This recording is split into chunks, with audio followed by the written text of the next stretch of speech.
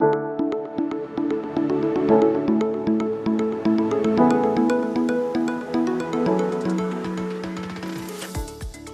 name's Chris Mahre, and I graduated from Hopkinsville High School in 2004. Go Tigers! I grew up in the area. My family's from around here, and I always loved coming home. It'll always be home. I remember when I was 5 seeing the helicopters overhead preparing for the Gulf War. I thought it was the coolest thing on the planet.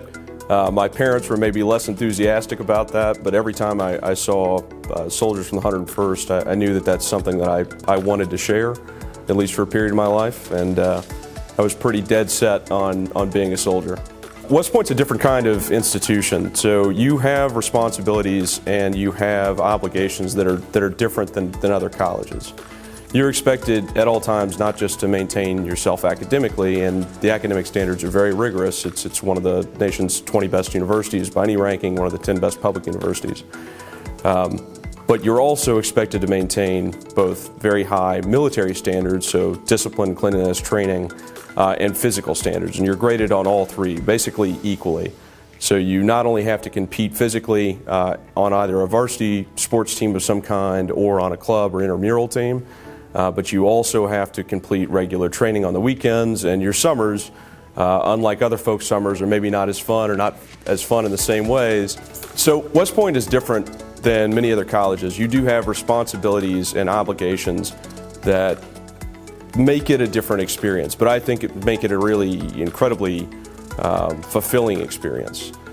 The entire time you're there, you'll serve in either a leadership role or a supporting role. And you're expected to do that from the day you arrive. So you are expected to lead your peers, which arguably is one of the most difficult things that you can be asked to do. But it's also a great way to learn about yourself. You're also expected to maintain incredibly high academic standards, exceptional military readiness standards. So that includes both the sort of basic stuff, discipline, organization, but also military training. So you train in orienteering, you train in standard infantry tasks, you train in more complicated drills such as air assault or airborne operations. And then in addition to all that, you're expected to maintain yourself physically. It's an incredible experience. The brotherhood and sisterhood that you experience in the military is incomparable. And while I never thought I was going to do it for my entire life, I will always think of it as some of the best years of my life. I wouldn't trade it for anything. I served in the Army for 8 years as an infantry officer, first at the 101st as a rifle platoon leader, and then in the 1st Cavalry Division as a rifle company commander.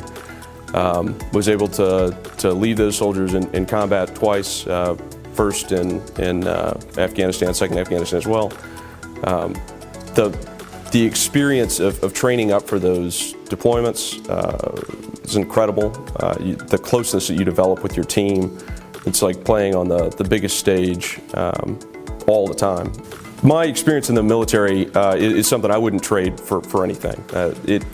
The level of camaraderie that you have with the people on your left and your right is like constantly preparing for, or when you're deployed, whether that's to combat or another operation, playing on the biggest possible stage. The stakes could not be higher, and while there isn't an audience there, you know what you're doing is serving with and leading America's sons and daughters.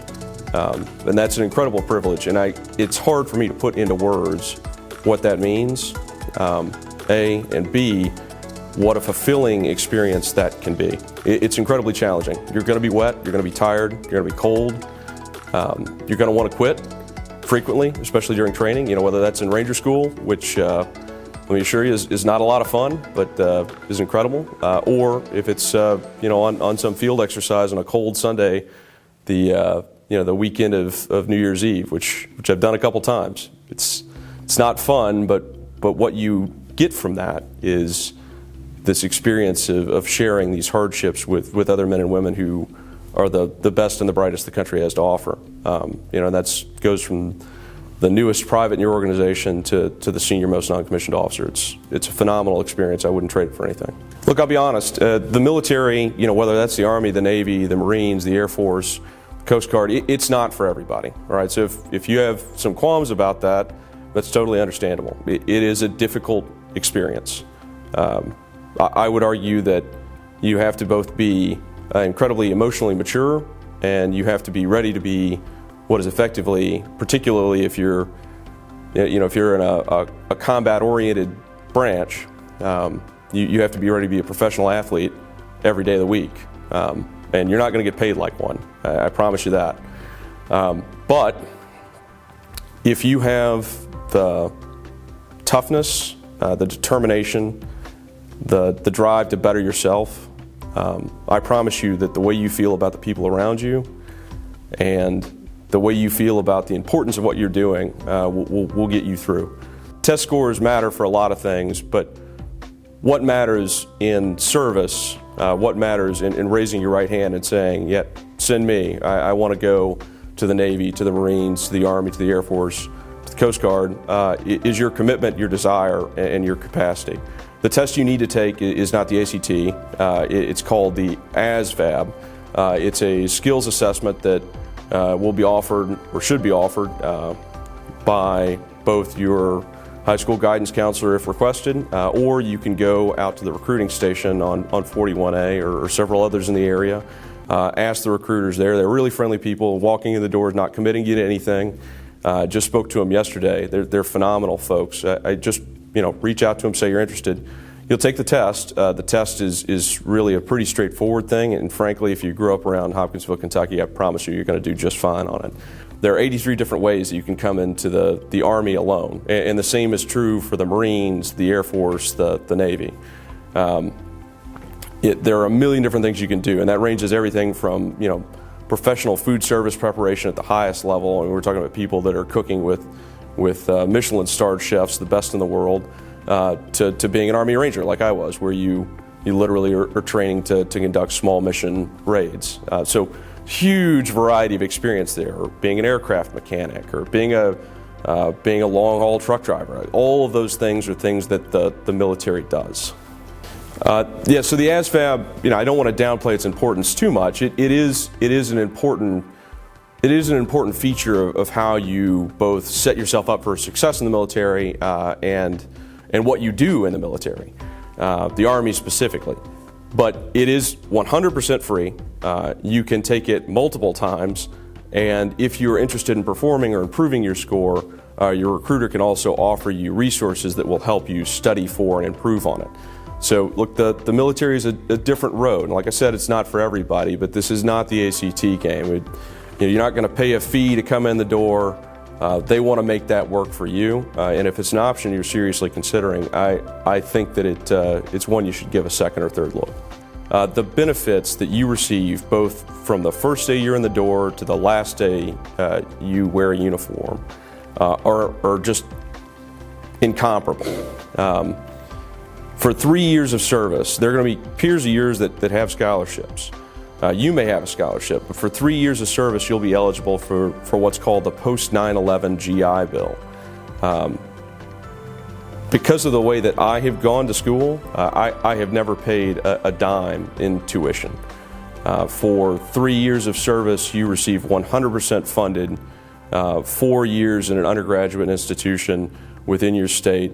And if it's private, usually the private institution will match whatever the difference is. It's a huge benefit. While you're in the service itself, your pay is not great, but here's what I can promise you. You always have a chance to advance, and your advancement is in large part determined by your own willingness to continue to work hard, to study, to perform, and to lead, and your capacity to do so. You got to believe in yourself, but if you do, you'll continue to advance. And with that, you get full housing benefits, you get full medical benefits. Until you live off post, which you won't do until you're a little bit more senior, you get full food benefits. So literally every meal for you is covered. Now, I realize that there are a lot of paths you can pursue in the world, but very few places are going to look as much to caring for you as a whole person as the service is. So not only do you get these things, but while you're in the military, there's also an opportunity to pursue additional education that the Army, the Navy, the Marine Corps will fund for you. So college credit's free. You also get the opportunity to learn skill sets that are transferable as college credits. So if you want to go on to college afterwards, many of the things you do will count towards credit at the country's most prestigious institutions without any questions asked.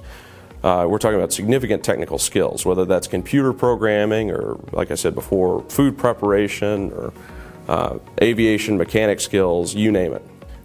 And you walk away with the dignity and the experience and the background of having been pushed to your limits and worn that uniform, which is something that I promise you will never ever lose. I actually served for about 8 years in the Army, and on the 8-year and first day I decided that it was time to move on, so I took my uniform off. I applied to law school because I always knew that was something I wanted to do, and because I had the GI Bill, I could do that effectively for free.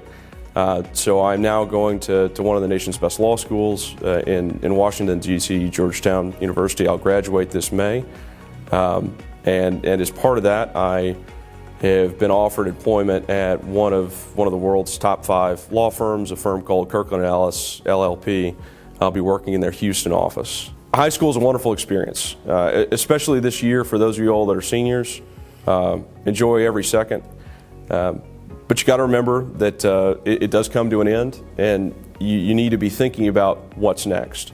And there will be temptations, when you're in high school, to sort of think of this as the ultimate moment of your life. And in some ways it is, but the reality is that you've got 4/5 of your life or more in front of you. And the decisions that you make right now will affect your ability to pursue that. So you've got to make sure that you don't have any criminal convictions. You got to make sure you don't get into trouble you don't need to get into. You got to make sure you try and keep your grades up at the end, particularly if you're interested in applying to university, whether that's a service academy or an ROTC program or anywhere else. You got to make sure you just take care of your business. So enjoy it, but the one thing that I wish I could go back and say to myself and say to my friends is that, that this is going to be a lot of fun, but remember that there is a lot of life in front of you.